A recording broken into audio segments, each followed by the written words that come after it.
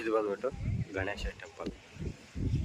So ಇಲ್ಲಿ ಇನ್ನೊಂದು ಏನಪ್ಪ ವಿಶೇಷ ಅಂದರೆ, ಸೊ ಇಲ್ಲಿ ನೀವು ನೋಡ್ಬೋದಲ್ಲ,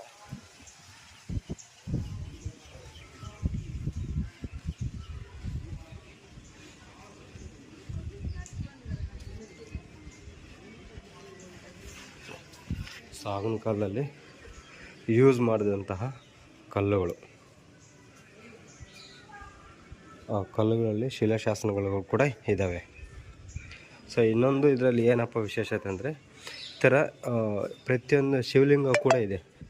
ಸೊ ಆಗಿನ ಕಾಲದಲ್ಲಿ ಜಿಂಕೆ ಹೆಂಗಿತ್ತು ಅನ್ನೋ ಥರ. ಸೊ ಈ ಥರ ತುಂಬ ವೆರೈಟಿಗಳೆಲ್ಲ ಇದ್ದಾವೆ. ಸೊ ಇಲ್ಲಿ ನೋಡಿ, ಇದು ಬೆಳ್ಳಿದಿದು. ಸೊ ಈ ಥರ ಎಲ್ಲ ತುಂಬ ಡಿಫ್ರೆಂಟ್ಗಳೆಲ್ಲ ಇದ್ದಾವೆ. ಬೆಳ್ಳಿದ ನವಿಲು.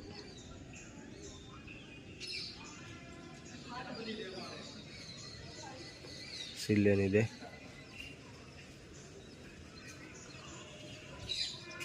ಬೆಳ್ಳಿದು ನಂದಿ ವಿಗ್ರಹ.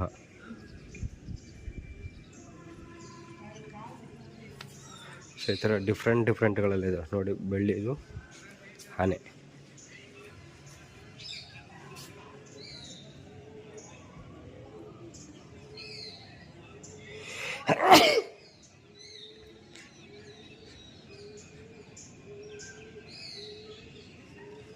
ಮತ್ತು ಇನ್ನೊಂದು ಏನಪ್ಪ ವಿಶೇಷ ಅಂದರೆ, ಇಲ್ಲಿ ಸುಮಾರು ಏನಪ್ಪ ಇವಿದಾವಂತೆ, ಏನಂತಾರೆ ಅದಕ್ಕೆ, ಶಿವಲಿಂಗಗಳು.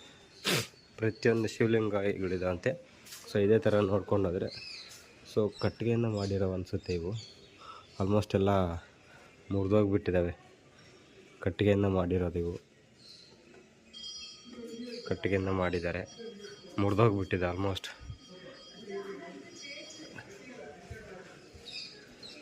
ಸೊ ಶ್ರೀ ಗಣೇಶ.